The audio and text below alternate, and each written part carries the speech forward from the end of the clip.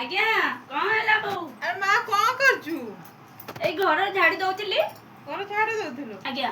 ତ ମା ଏଠି ଭାକୁର ମାଛ ଝୋଳ ଖାଇବାକୁ ଭାରି ଇଚ୍ଛା ହଉଛି। କେତେ ଦିନ ହେଲା ମନ କଲେଣି ଭାକୁର ମାଛ ଝୋଳ ଟିକେ ଖାଇବି ବୋଲିକି। ଆଉ ଟିକେ କରିଦେ ଖାଇବି। ବୋଉ ଆଉ 2-4 ଦିନ ଗଲେ କଲେ ହୁଅନ୍ତାନି?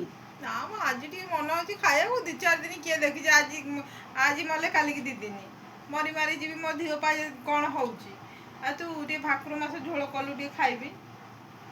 ସିଏ ବା ବେପାର ହଉନି 2-4 ଦିନ ହେଲାଣି। 3-4 ଦିନ ହେଲାଣି ଖାଲି ଫେରିକି ଆଉଛନ୍ତି। ଏଇନେ ଭାକୁର ମାଛ ଟିକେ କିଣିଲେ ନିହାତି 400-500 ପଡିବ। ତମେ ତ କହିବ ମୁଁ କିଲେ ଖାଇବି।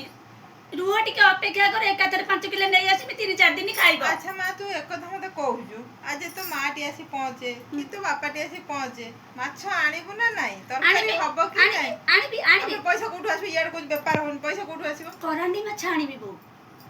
କରାଣ୍ଡି ମାଛ ଆଣିବି, ନହେଲେ କୋଉ ଖାସିଆ ଆଣିବି। ଆଉ ସେ କୋଉ ଖାସି ଆଉ କରାଣ୍ଡି ହଉ ଆସିବ ତ? ହଁ ଆସିବ। ପଇସା ସେତେବେଳେ କୋଉଠୁ ବାହାରିବ ମତେ କହିସାର।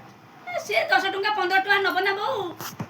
ତମେ କହୁଛ ସବୁଠୁ ବଡ ମାଛ, ଯେ ମାଛଙ୍କର ମାନେ ମହାମନ୍ତ୍ରୀ ଭାକୁର ମାଛ ଉପରେ ପୁରା ଶ୍ରେଷ୍ଠ। ଏଇନେ କୋଉଠୁ ପଇସା ଆସିବ? ନିହାତି କମ ସେ କମ 500-600 ଟଙ୍କା ନବ। ରହିଯାଉ, ମୁଁ ଦେବି, ମନା କରିନି, ଦେବି। ଆଉ 2 ଦିନ ପରେ ମୁଁ ଆଣିବି, ଖାଇବ। ନା ମୋର ଆଜି ଖାଇବି। ତୁ ସେ ପୁଅକୁ ଫୋନ କଲୁ, ନେଇକି ଆସିବ ସିଆଡୁ, ମୁଁ ଖାଇବି। ଆଜି ମୋର ମନ ହେଇଛି। ଆଉ ଦିଅ, ଫୋନ ଦିଅ।